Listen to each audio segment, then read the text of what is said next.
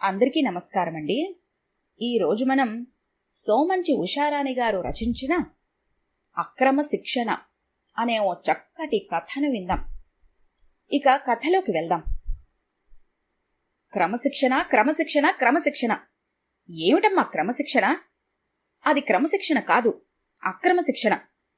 గట్టిగా నవ్వకూడదు, సరదాగా మాట్లాడకూడదు, ఆడుకోకూడదు, టీవీ చూడకూడదు, పాటలు వినకూడదు, అనవసరంగా ఎవరితోనూ స్నేహం చేయకూడదు. ఎప్పుడూ చదువు చదువు చదువు. ఆ మాట తప్ప వేరేది ఆయనకి రాదా? నాన్న అనటం కూడా ఇష్టం లేనట్లుగా విసురుగా అన్నాడు శ్రీహరి. అరే, కూల్ డౌన్ బాబు, ఎందుకలా గొంతు చించుకుంటున్నావు? మన మంచి కోసమే కదా నాన్నగారు చెప్పేది. ఇప్పుడు మెడిసిన్లో సీటొచ్చిందని నీకు గొంతు లేస్తోంది, కాని ఆయన అలా ఉండబట్టే కదా నీకు సీటొచ్చింది. రేపు డాక్టరే 2 చేతుల సంపాదిస్తుంటే? శ్రీలేఖ అన్నగారికి నచ్చజెప్పబోయింది. నువ్వుండవే, పెద్ద ఆరిందల అన్నిటికీ కలగజేసుకుంటావు. నేను నీకన్నా పెద్దవాణ్ణి, మర్చిపోకు. అంతెందుకు, పొరపాటుని ఏ వస్తువైనా ఉండవలసిన చోట కాక వేరే చోట పడితే రుద్రతాండవం ఎత్తుతారు. తడి టవల్సు, విడిచిన బట్టలు కనపడకూడదు. అలా వెళ్ళి ఇలా వచ్చేలోపే చదువుతున్న పుస్తకం మూసి షెల్ఫ్లో పెట్టాలి. నిజమే, ఎవరికైనా ఒక పద్ధతి, క్రమశిక్షణ ఉండవలసిందే. అరే, ప్రతి విషయంలోనూ తిట్టడమే, మరీ ఇంత టూ మచ్చా? తల్లి మౌనంగా ఉండేసరికి మరీ చెలరేగిపోయాడు శ్రీహరి. బాగానే చదువుతున్నాము, మంచి మార్కులే వస్తున్నాయి కదా. ఇంకా ఫస్ట్ ర్యాంక్ రాలేదంటే అందరూ తెలివైన వాళ్లే ఉంటారా? కొందరికి ఒక్కసారి చదివితే చాలు, మరికొందరు 4 సార్లు చదివినా మర్చిపోవచ్చు, ఇంకొందరు ఎంత చదివినా మర్చిపోవచ్చు. అంత మాత్రాన అందరూ ఇలా కాల్చుకు తింటున్నారా? లెక్క కూడా ఉండాలి. అయిపోయిందా? ఇంకా ఏమైనా ఉందా? తల్లి నవ్వుతుంటే శ్రీహరికి ఆవేశం ఎక్కువైంది. అప్పుడే ఎక్కడైంది? 20 ఏళ్లుగా గుండెల్లో రగులుతున్న మంట అంత చప్పున చల్లారుతుందా? నువ్వు ప్రతి విషయానికి ఆయన్నే సమర్థిస్తావు. నిన్ను ఏమడిగినా నాన్ననడగండి, నాన్నకి చెప్పండి, నాన్నతో చెబుతాను అంటావు గాని నీకు వ్యక్తిత్వం, స్వేచ్ఛ లేవా అమ్మా?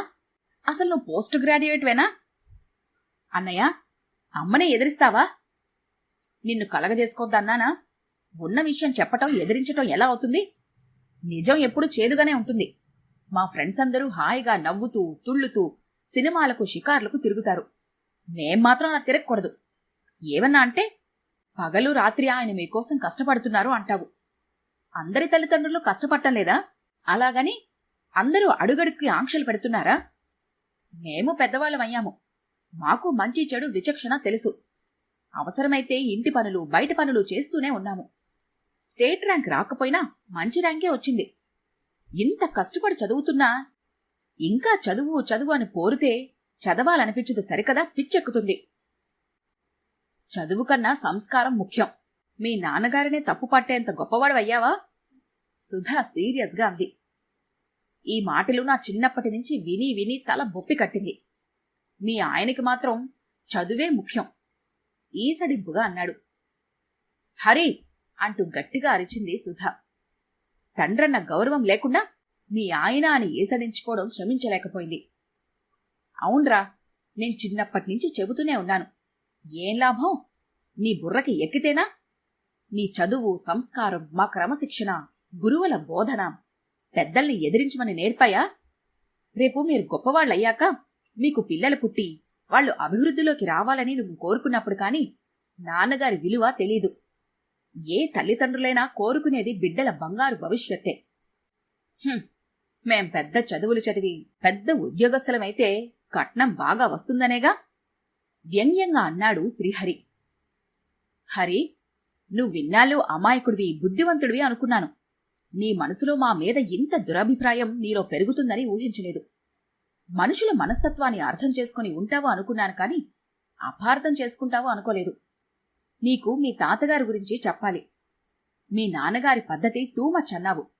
మీ తాతగారి వైఖరి చూస్తే వింటే 3 మచ్ అంటావో 4 మచ్ అంటావో నువ్వే చూసుకో అంటూ చెప్పటం మొదలుపెట్టింది సుధా. ఓం భూర్భువస్వః తత్సవితుర్వరేణ్యం భర్గో దేవస్య ధీమహి ధియో యో నః ప్రచోదయాత్. సంధ్యావందనం చేసుకుంటూ ఏదో జ్ఞాపకం వచ్చినట్లు, ఒరే ముండమోపి, ఎక్కడ తగలడ్డావురా అరిచారు విశ్వనాథ శాస్త్రిగారు. ఏమిటి నాన్నగారు అంటూ వచ్చాడు శంకరం. సంధ్యావందనం అయిందా? అప్పుడే బడికి తగలెడుతున్నావు? ఆ వెధవ గుడ్డ వేసుకొని కోపంగా అన్నారు శాస్త్రిగారు. సంధ్యావందనం చేశాను నాన్నగారు. మీరు ముండమోపి అంటుంటే మా ఫ్రెండ్స్ విని ఎంఎం అని వెక్కిరిస్తున్నారు. పైగా కొంచెం లావుగా ఉన్నానని 70mm అంటున్నారు. ఆ రోజుల్లో 70mm స్క్రీన్ కొత్తగా వచ్చింది. అందుకని అలా వెక్కిరించడం పిల్లలకు సరదాగా ఉండేది. ఈ మాటలంటున్నప్పుడు శంకరానికి ఉక్రోషంతో కళ్లల్లో నీళ్లు తిరిగాయి. ఒరే ముండమోపి, రోడ్డు మీద ఏనుగు పోతుంటే కుక్కలు మొరుగుతాయిరా, అది పట్టించుకుంటుందా? నువ్వు అంతే. ఏడిసేవలే గాని ఈరోజు ఆంజనేయులు గారింట్లో మనవడి అక్షరాభ్యాసం ఉందిట. చిన్నతంతేగా, నిన్ను పంపిస్తానని చెప్పాను. వెళ్లరా, కాస్త పౌరహిత్యం అలవాటవుతుంది అంటూ ఆజ్ఞాపించారు. నేను వెళ్ళను నాన్నగారు, స్కూల్లో పరీక్ష ఉంది అంటూ నసిగాడు శంకరం. ఏమిట్రా సనుగుతున్నావు? ఆ గుడ్డలిప్పి పంచి కట్టుకో. మళ్లీ మాట్లాడితే జుట్టు కత్తిరించి పిలక పెడతాను ముండమోపి. పరీక్షట పరీక్ష. ఇప్పుడు నీకింత తిండి పెట్టేది ఆ పౌరహిత్యమే. అధిక ప్రసంగం మానేసి బయలుదేరు. ఇక తన మాటకు తిరుగులేదు అన్నట్లుగా ఆజ్ఞాపించి తిరిగి సంధ్యావందనం చేసుకోసాగారు ఆయన. అమ్మా, నువ్వైనా చెప్పమ్మా, శుభ్రంగా చదువుకోనీకుండా పౌరహిత్యానికి వెళ్లమంటారేమిటమ్మా? మా ఫ్రెండ్స్ అందరూ వెక్కిరిస్తున్నారు. పరీక్ష కూడా ఉందమ్మా. తల్లి దగ్గర గుడ్ల నీరు కక్కుకున్నాడు శంకరం. నాయనా శంకరం, మీ నాన్నగారి సంగతి నీకు తెలియందేముంది? నీకు పరీక్షలున్నప్పుడు ముందే చెబితే వేరే మనిషిని పంపిస్తారు. అంతేకాని ఇప్పుడు కుదరదంటే బావుండదు. వెళ్ళిరారా నాయనా. ఎంతో తీయగా ఆప్యాయంగా మెల్లగా మాట్లాడటం సుభద్రమ్మగారికి పెట్టని ఆభరణం. ఆవిడ భర్తకి పూర్తిగా వ్యతిరేకం. ఆయన కోపానికి తిట్లకి మరొకరైతే ఎంతైనా గొడవ చేసేవారు. ఆవిడకు సహనం సహజగుణం. భర్తకి ఏనాడు ఎదురాడలేదు. పరుషంగా మాట్లాడటం కాని, ఆవేశంగా కోపంగా చూడటం కాని ఎరుగదు. ఆవిడంత నిష్కపటి, నిస్వార్థ పరురాలు, మహా ఇల్లాలు మరొకరు లేరని ప్రతీతి. ఆవిడకున్న బంధుప్రేమ, అపేక్ష చుట్టాల్లో విశేషంగా చెప్పుకుంటారు. తనకున్న దాంట్లోనే దానం చేసేది. శాస్త్రిగారి కూతురు విషయానికొస్తే ఆయనకి రమ ఒక్కతే కూతురైనా ఏడపిల్ల కాదు, ఆడపిల్లగానే చూసేవారు. రమ తల్లిలాగే బుద్ధివంతురాలు, సహనశీలి. పెద్దల మాటకి ఎదురు రాకూడదని, మెల్లగా సౌమ్యంగా మాట్లాడాలని, గట్టిగా నవ్వకూడదని ఆమెకు ఉగ్గుపాలతో రంగరించిపోశారు. ఒకప్పుడు ఆడపిల్ల పెద్ద మనిషి కాకుండా పెళ్లి చేయాలని నిబంధన ఉన్నా తరువాత కాలంతో పాటు కొంత మారి పెద్ద మనిషి కాగానే చదువు మానిపించి పెళ్లి సంబంధాలు చూడసాగారు. తల్లి దగ్గర వంట పని నేర్చుకుంటోంది. ఆమెకింకా చదువుకోవాలని ఉన్నా తండ్రికి భయపడి పైకి ఏమీ చెప్పలేదు. ఆడపిల్లనిచ్చేటప్పుడు తమకన్నా పై స్థాయి వాళ్ళకివ్వాలన్న నానుడిని అనుసరించి ఆస్తిపరులైన కృష్ణారావు పార్వతమ్మల పెద్ద కొడుకైన రవికిచ్చి ఉన్నంతలో పెళ్లి బాగానే చేశారు. అయితే పెళ్లిలో అత్తగారు ఆడపడుచు పెట్టిన పేచీలు సాధింపులు చూశాకగాని వాళ్ళెలాంటి వాళ్ళో అర్థం కాలేదు. బంగారం లాంటి పిల్లని అటువంటి ఇంట్లో ఇచ్చినందుకు సుభద్రమ్మ మనసులోనే కుమిలిపోయింది. శాస్త్రిగారు మాత్రం పెళ్లిళ్లలో ఇవన్నీ మామూలే అన్నట్లు నిమ్మకు నీరెత్తనట్టుగా ఉండిపోయారు. పైగా వాళ్ళు సాధిస్తున్నారని పండుగలకు కూడా కూతుర్ని అల్లుణ్ణి పిలిచేవారు కాదు. అసలా మనుషులు, వాళ్ల పద్ధతులే ఆయనకి నచ్చలేదు. అటువంటి వాళ్ళింట్లో కూతురు ఎన్ని అవస్థలు పడుతుందోనని సుభద్రమ్మగారు బాధపడుతుంటే వాళ్లకి డబ్బుకి లోటు లేదు, కూతురు సుఖంగా ఉంటుందని మందలించేవారు. శంకరం స్కూల్ ఫైనల్ అవగానే, చదివింది చాలేవోయ్ ముండమోపి, కాలేజీ చదువులు చదివిన వాళ్ళందరికీ ఉద్యోగాలు సిద్ధంగా ఉన్నాయా? అంతకన్నా కులవృత్తే నయం.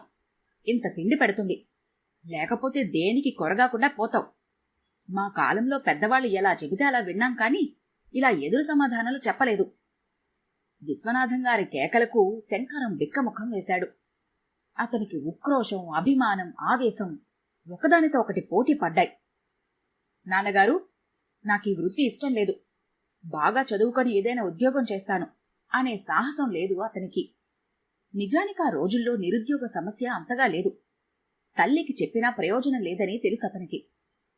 అసాధ్యమైన దాని గురించి ఆవేదన, ఆలోచన అనర్థదాయకమని చదువుకి స్వస్తి చెప్పి పౌరహిత్యాన్ని చేపట్టాడు శంకరం.